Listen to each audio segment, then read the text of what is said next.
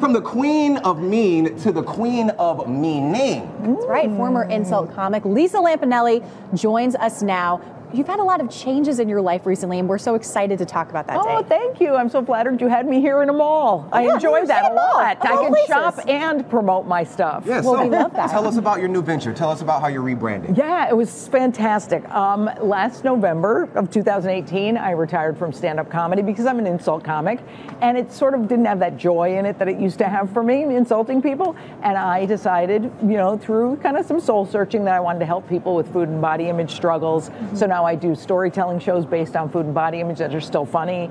And I also do workshops and life coaching. And it's pretty funny to go 180 degrees, but I think it's all part of the same thing. I want to just make people feel better about themselves. Mm. Now, in terms, obviously, we're storytellers, so we love this. But in terms of connecting with people, what is the difference between connecting with people through comedy and through storytelling? Yeah, storytelling has an ending. So, meaning you could tell the full story. So when you see my show, which is a show I do called Fat Chance, it's about people struggling with food and body image. And there's punchlines throughout the whole thing, obviously, because I can never not be funny. Yeah. But you'll kind of feel it in your heart later on, and there's enough laughs for all the guys, and I say a lot of the women really kind of get into the fact that, ooh, I go through that too. Right. Yeah. So what was it that got you thinking when you were a comedian about making this change, and what was that actually made you make that jump? Yeah, good question, because I had, unfortunately my dad got sick about 5-6 years ago, and I noticed that I really loved helping his caretaking team. Okay. So I loved service,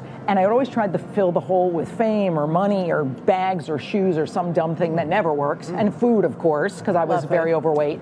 And I decided, you know what, that service is something I want to do. So I said, you know what, hey, who cares if I never make another cent?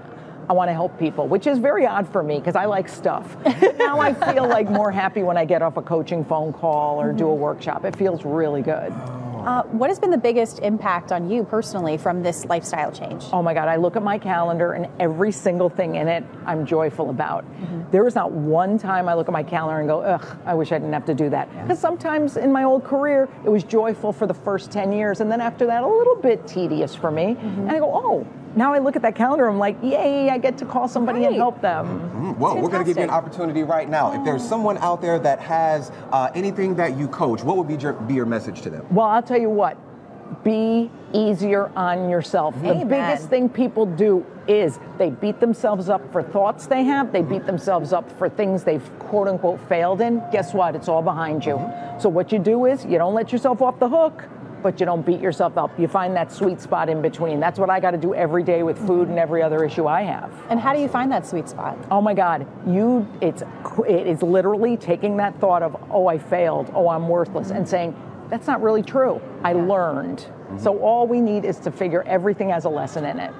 Now, coming up Thursday, April 11th, there's going to be a storytelling show at Ridgefield Playhouse in Ridgefield, Connecticut, and you guys can go to lisalampanelli.com for more information on her workshops. But thank you so very much. Thank you so much. I love you guys. We're excited. Stay warm. You are awesome. We'll try.